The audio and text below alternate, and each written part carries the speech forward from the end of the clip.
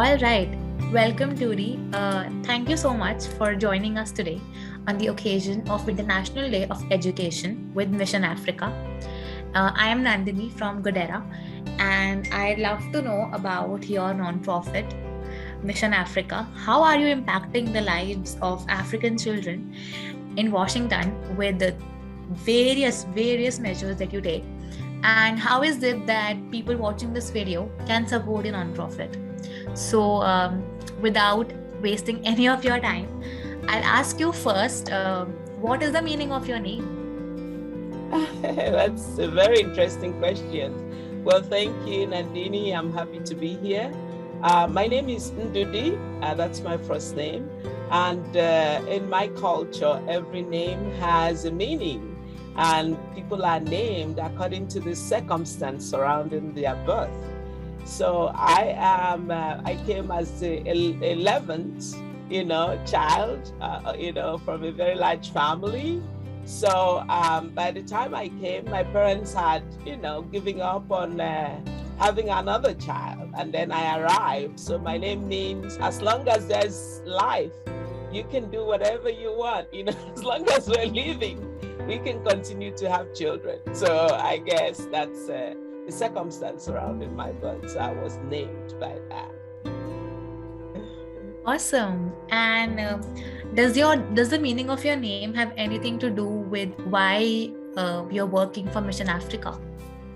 Well, as long as there is life, we can all follow our passion. I have always believed in helping people.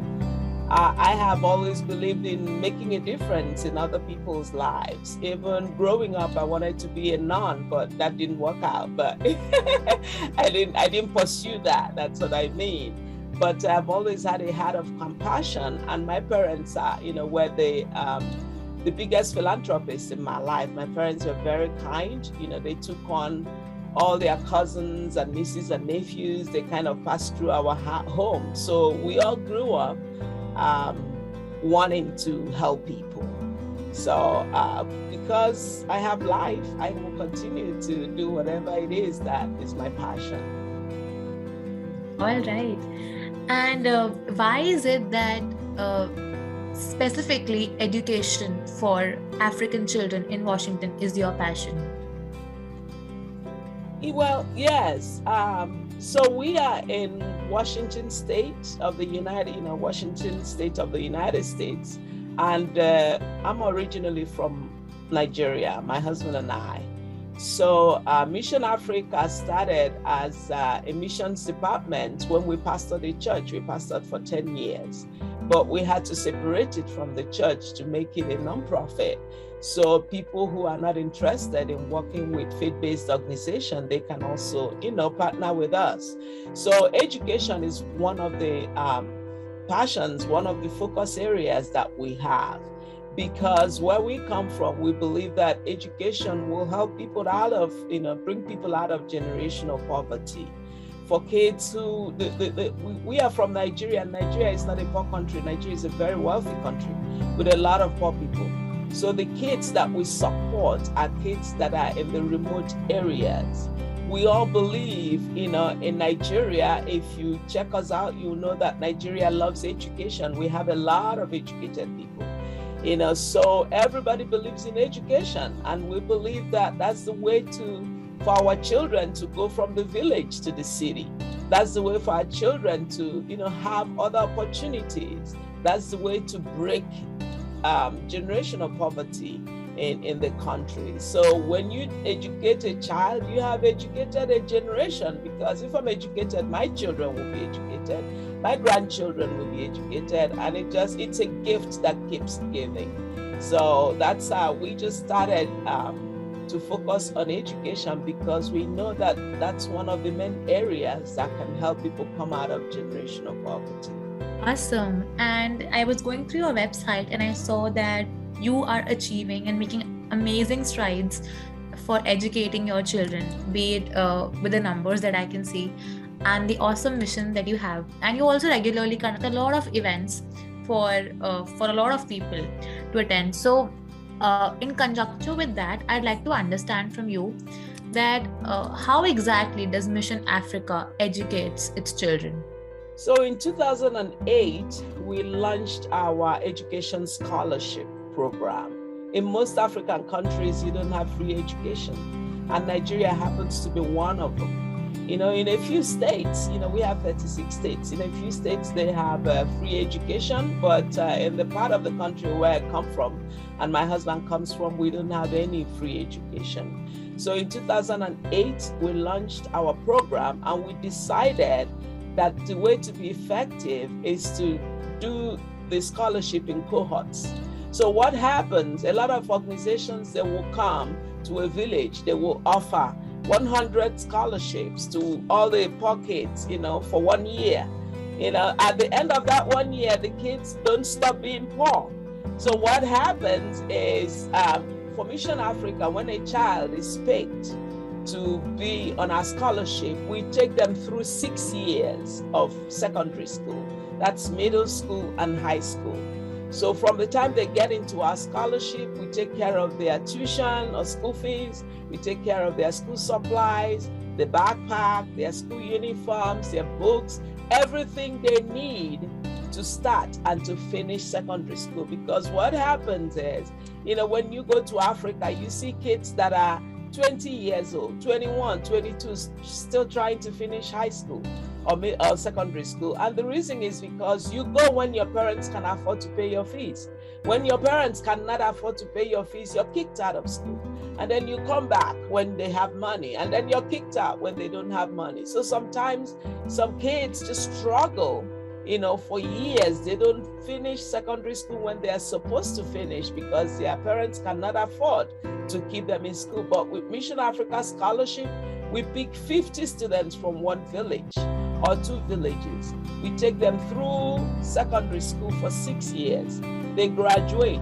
We pick another 50 students. So we take them in cohorts. We have had 100% graduation rate, with our scholarship students. And they work very hard because it's very competitive. When we're looking for 50 students, you might get 500 applications. So the 50 who come in, they work very hard to keep their spot. So that way, our students in their village schools that they attend are the best students. So it's very encouraging for us to keep doing that. We have 100, we have done 2 cohorts, 100 have graduated already, and we are now with the 3rd cohort of 50 students. Wow. The one thing I love most about the structure with which you run your nonprofit is that you believe in quality. So you pick one cohort, you really, really finesse them from their teenage to their adulthood, and just make sure that they become young leaders. And it's in deep contrast with how most state and central governments work, because they believe in quantity, even if the quality of education is compromised. So I like to congratulate you on doing that so gracefully. And that just shows how important is the role of civic organizations like yours is. And on that note, I'd like to ask another question from you, Ndudi, that since you live in US and you have deep roots in Nigeria, so what do you think is the difference in the education system of Nigeria and US, given, as you just mentioned, that both of these countries do not offer education for free? Well, in the United States, elementary and high school education are free. So that is because, the United States is a developed country, and other countries are not as developed. They are developing countries. So that one is the difference. So you have infrastructures, in the United States. You have school building. You have school building that look like universities in developing countries.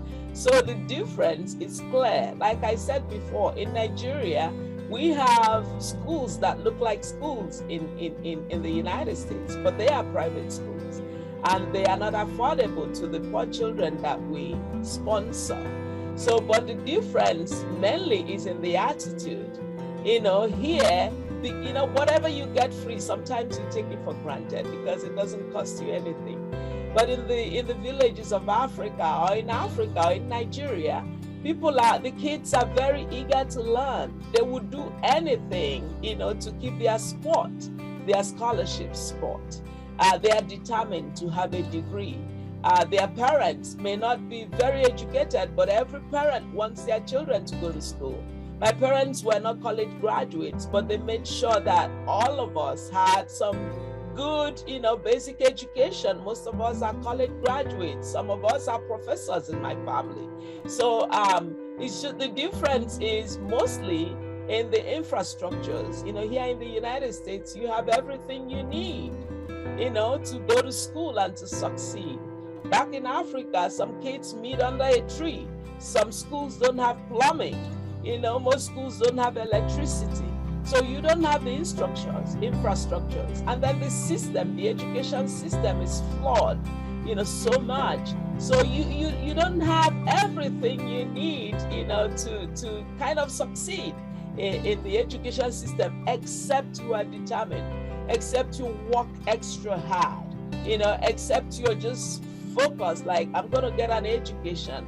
When I came to the United States, one of the culture shocks I had, because I worked in a public school for a number of years, I just noticed that in Nigeria, when you are going to school and you're late, once you see the school building, you start running. At least you want to give the teachers the impression that you made an effort to get there in time.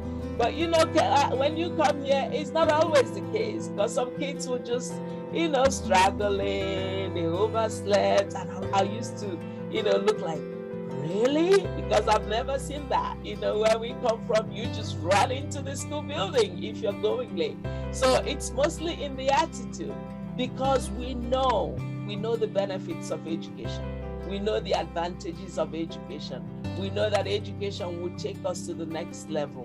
We know that without education, you might not get out of your small village, to see the world. You might not compete in a global market. There's so many things that you will not be able to achieve or accomplish without education. So the difference is mainly in attitude. Children over there, they have opportunity to go to school. They will grab it. They will work hard. Their parents will support them. Everybody, the entire village will support them to make sure that they succeed. That's why Mission Africa has maintained a 100% graduation rate, and we have the best students in the village schools that they attend. So that's it. The difference is this one is a developed country and this one is a developing country. So all the things that are attributed to developed country and developing country, that's what makes the difference. But for education, it's key. It's key. I love how passionately you talk about the subject, and I can see why the children graduate, because they're learning from the best. And I think it truly takes someone who has been through that experience, who knows what it's like, to make sure that it does not happen to generations to come. So again, really congratulating you on the amazing work that you're doing. And as you mentioned, that a lot of these kids, they're striving to pursue their goals because it's much harder for them. And often when I speak to nonprofits who are working specifically for women, children, or minorities in Africa, they say that Africa is so behind the rest of the world, and there's just so much work that needs to be done. So I want to understand from you, Ndudi, that how was that specifically affected during the pandemic? Well, like you said, the world was kind of shut down during the pandemic. Here in the United States, children couldn't go to school. We all know that. They went online. They went online because every child had a laptop. So when you are in a place where there's no electricity and kids don't have laptop, what does going online mean? So it goes back to infrastructures, it goes back to education system, it goes back to how developed or undeveloped a country is. So for those of us who were working in Africa, it was for a while they didn't go to school at all, but they became creative just like they always were. So they started sending lessons on WhatsApp. They started doing classes on radio. So they did whatever it took to make sure that the kids are not completely disconnected from learning. So it took a while, but they weathered the storm, and they were able to get creative. So our students still were getting lessons from WhatsApp. Their parents were helping them. Those who did not have phone, their parents' phone were used. They were still getting lessons from radio channels. So they did well. They did well. And right now we're grateful that kids have gone back to school, and they are striving to catch up whatever it is that they missed. So here in the United States, kids also, we have a child here.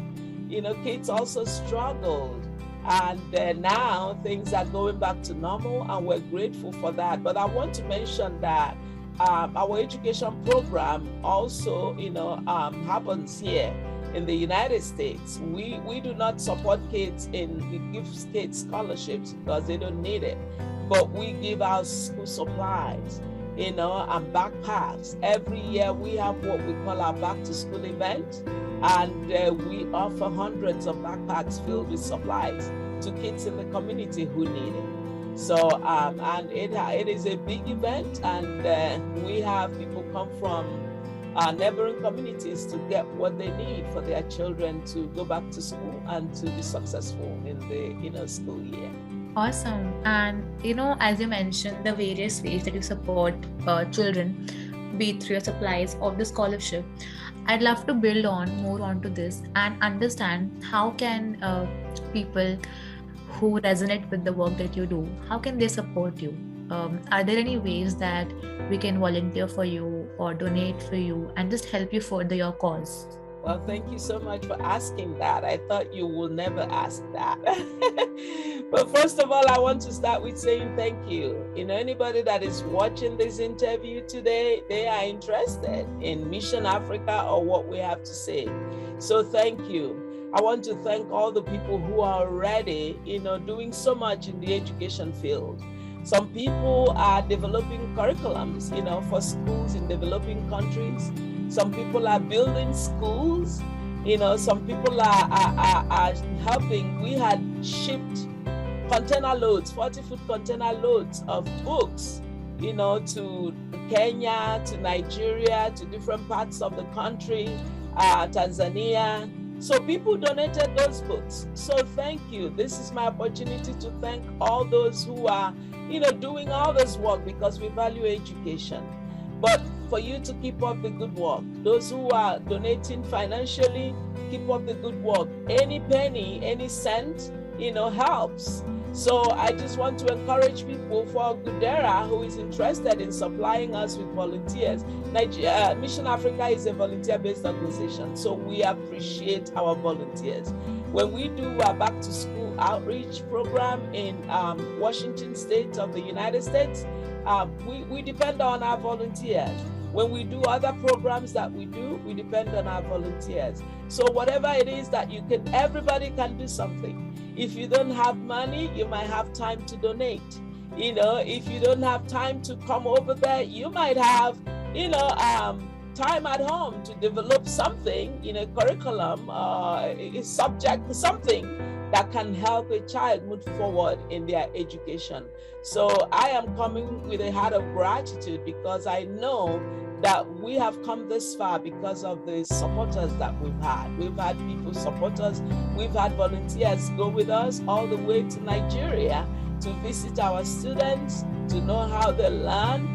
Just having that interest in the kids makes a difference. But whether you're donating money, you're donating, building schools, or you are donating curriculum, school supplies, backpacks, whatever it is that has to do with education, keep up the good work. And if you haven't started, this is a good day to start.